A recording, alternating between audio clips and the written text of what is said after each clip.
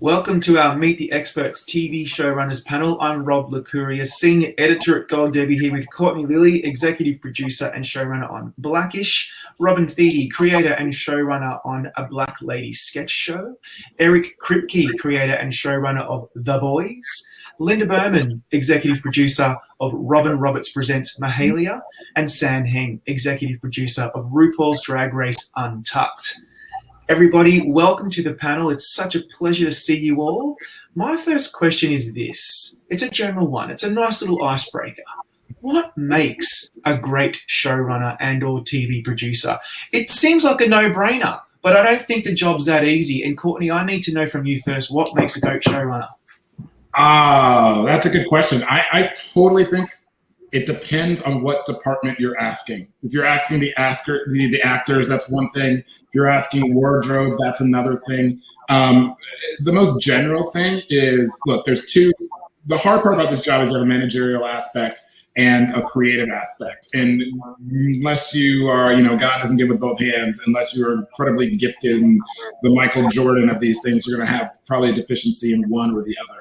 So knowing that and then being able to work on the places you need to be stronger. And on top of that, it's kind of just like taking the time to listen to people, seeing what they need while also being able to communicate what you need from them. Because it is, especially again, like last year, we were making television during a pandemic. You needed to take the time to make sure your set, your crew, your staff, your actors, everybody felt safe. And that's not everybody. It's not certainly the emotional components of this job aren't what we start writing to take care of and to manage, And it is honestly the on the ground thing that we do. Is we especially again last year with our responsibilities, we manage and care for a lot of people. So that's certainly a big part of it to me. And so it totally depends. Every department has different needs, and so you hopefully are as well rounded to cover as many of those bases as possible. That's a good answer. I like that. It's a good start. Robin, what about you? What are your thoughts on what makes your role, someone in your role, shine? Empathy, especially after making, like Courtney said, a show during a global pandemic. I think empathy. I dealt with, hundreds of folks who were living in the hardest year they had in a really long time, if not their entire lives. I think this generation will be defined by how we lived through this pandemic in so many ways. And I think we're seeing that outside of the industry. We're seeing it with the Olympics. We're seeing it with people in corporate America. We're seeing it everywhere where people are prioritizing their mental health and their physical well-being, their emotional well-being. And so the joy of making a show that makes everyone laugh is therapeutic. I'm lucky in that way. I don't have to make a show where we have to delve too deeply into people's emotions.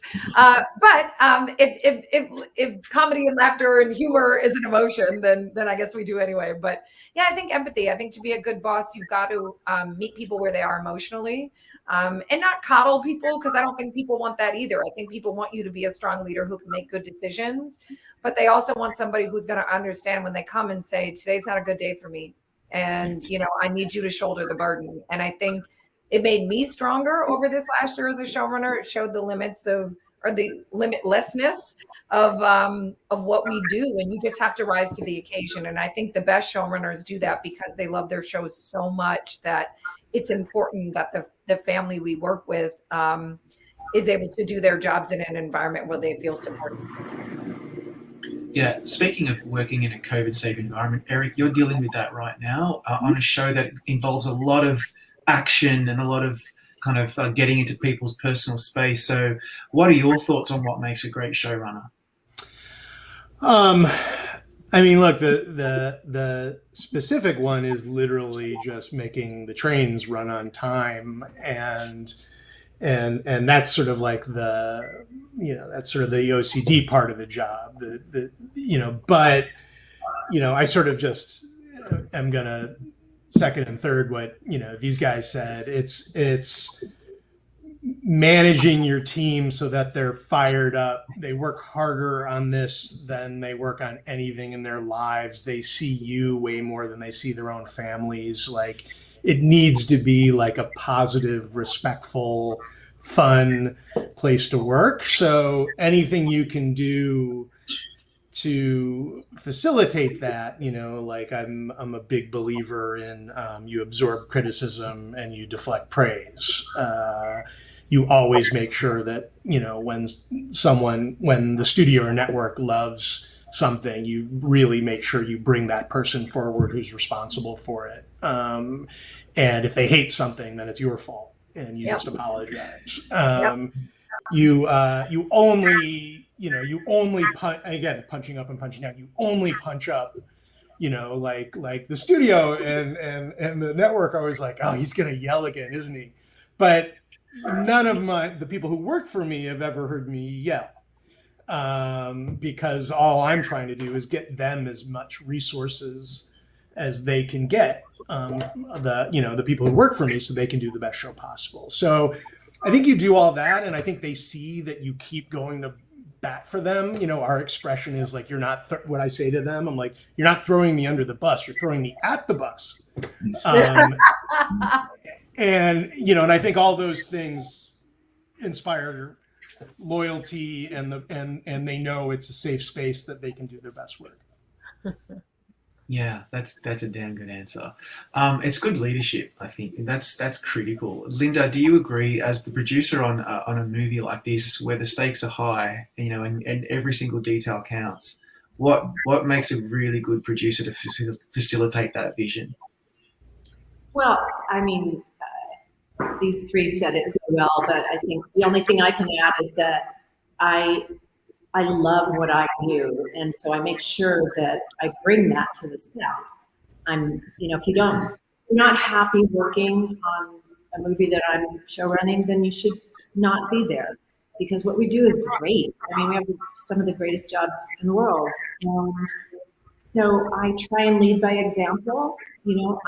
I try to always be positive and in a good mood, and listen to people, and if they have problems, then we figure out how to solve it.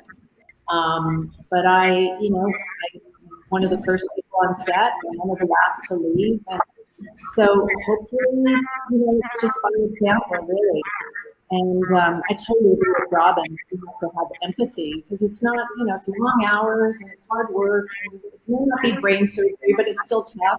It takes a lot of physical and mental strength, and to get through something, especially, an ongoing movie where you're doing it for 2 months.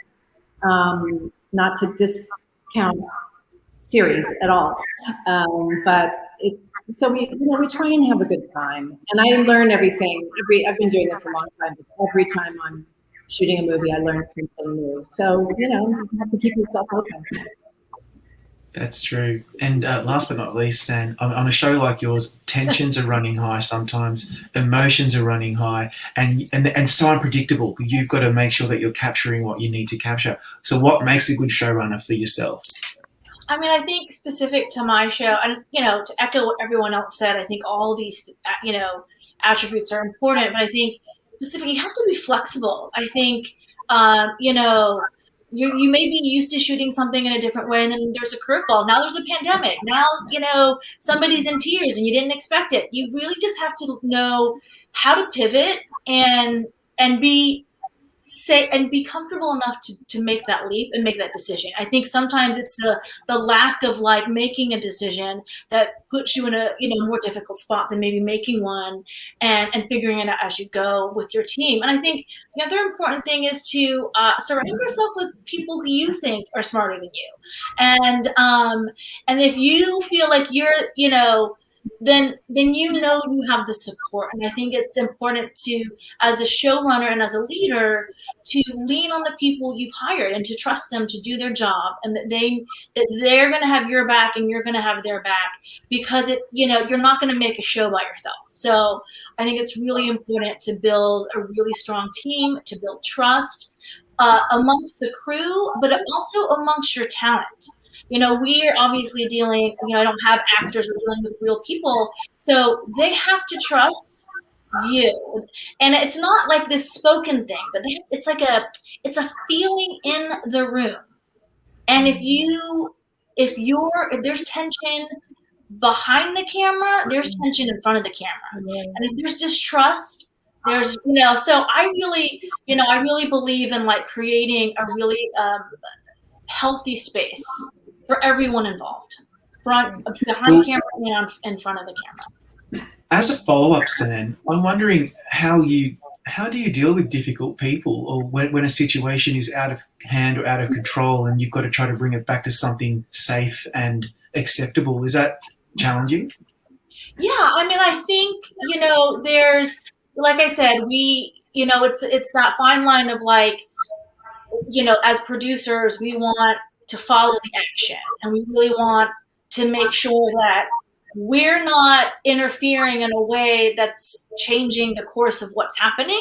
But, when things get heated, we do want to make sure that people are safe. And there's ways I think that we talk about, like, I mean, we haven't had an incident because I think at the end of the day, these emotions arise because they're in a pressure cooker. And, even within the same episode, people, 2 minutes later, people are outside, like freaking out over a bumblebee, and everyone's screaming and laughing. So, that's, it's the ability, again, the flexibility and being able to pivot. And when situations unexpectedly happen, like tensions are very, emotions run high, people are in their feelings, and it's, it's how to utilize the people that you have around you to dissipate what's happening so that we're not stepping on their feelings. Does that make sense? It does. Yeah, but listen, the thing that I love to do is navigate between these emotions that range from high to low, and making sure that every episode has a little bit of that in it. So looking back over the years, guys, is there a series or a film that sits with you that you watch over and over again that has moved you and inspired you and ultimately made you want to be a creator? Eric, what about you? Yeah, definitely. We all stand on the shoulders of the filmmakers who came before us.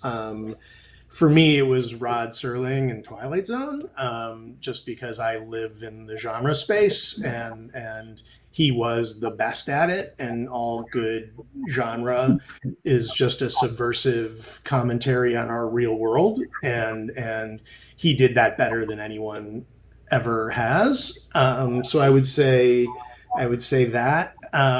And then it's like, I don't know, The Boys was really inspired by the movie Network. So I watch Network a lot. And then just the usual shit that got me into it, which is like mostly versions, some combo of Spinal Tap and Blues Brothers and some Spielberg stuff. But yeah, no, I mean, it's just all magic, and we're so lucky to be able to do what we get to do. It's just ridiculous, just grown up playtime, and insane that they pay us money to do this. I know, right? It's crazy. Linda, what about you? Well, I've been doing TV movies for so long, and even stepped into series. They've all been based on true stories.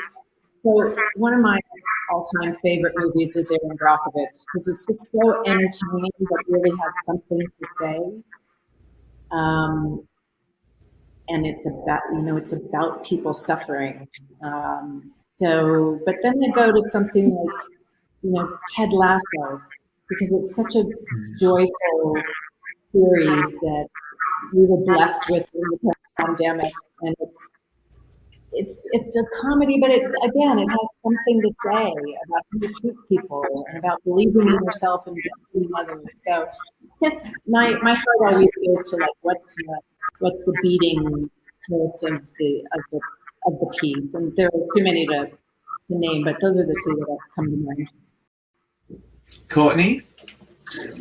It's funny, we get asked a question like this a lot, and it's like, I don't have a great answer. And the thing, and like literally yesterday, I was just at home, my girlfriend's out of town, so I was just watching music videos late at night, and it really is music videos. I mean, I'm at the age that getting them TV was a huge deal. And I was watching just the Beat It video, and these were like mini movies, and there's a lot of ways to see Like, and for me, music is, I don't know how to play an instrument. I love music like dearly. It's the way I process the world and emotions, and you add the two together, music with the moving image. And that was really like my film school. When you see these things that told narratives, told stories, because the artists you have an intimate relationship with, you'd sit there and see their world and see stars. And for me, as somebody who was able to see things, especially see Black talent performing, like, in the 80s, and you have so many great filmmakers, people would become filmmakers making these music videos at the time. It was my education in a lot of ways. And so really going back, even to a movie like Purple Rain, which is just a beautiful looking movie, as insane as it was that a 25-year-old pop star is going to be like, hey, I want to make a movie that's going to like catapult me into the stratosphere, and it's a musical, but I'm also kind of the bad guy in it. Like, those were the things that, for me, like, always, like, they hit home. And like, I'm a comedy writer, so it was like, yeah, I watch Seinfeld and sitcoms and all that other kind of stuff. But really, it was like the power of being able to move people with emotion that music already provided, adding the moving image to it, it was like an emotional shot in the arm that we're always trying to get to whenever I kind of write and make things. You say you don't have a good answer. You have the best answer. I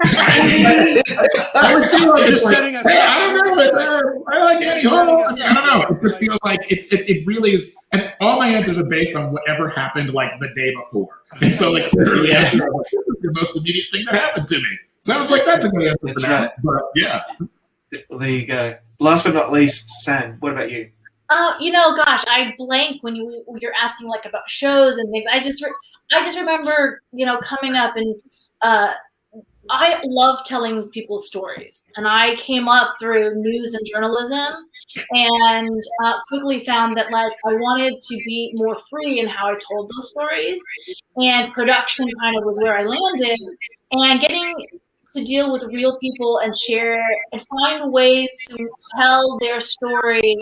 And then when I remember watching Drag Race for the first time, I'm like, oh my God, I love this. And when this opportunity for Untucked came out, I was like, this is like the marrying of like the two worlds that I love, which is like being able to tell people's stories and going deeper into their background. But I love this competition and drag and all that. So it was, it was the ability to like put what I love doing, which is, sharing people's stories together with something that I was entertained by, which is drag.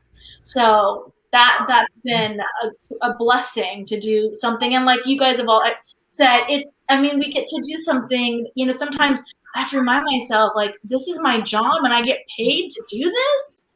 Like, so I'm always trying to ground myself in that whenever there's like, you get thrown a curveball. I'm like, you know what? It's television, and I'm getting paid to make TV and entertain people and entertain myself while I'm doing it. So, yeah, absolutely. I just wanted to tip my hat to all of you, including Robin, who had to leave us early, unfortunately. I know you're not making brain surgery. I know Linda alluded to that earlier, but what you're doing is so important to so many of us. We've been so entertained, especially during this really challenging time in our lives. And you guys have worked so hard, particularly in a COVID-safe way. Linda's in Mexico on a COVID-safe set, and Eric, and you're all just working your asses off, and we really, really appreciate that. And thank you so much for joining us today. Thank you. It was fun. Thank you for having us. Thank you.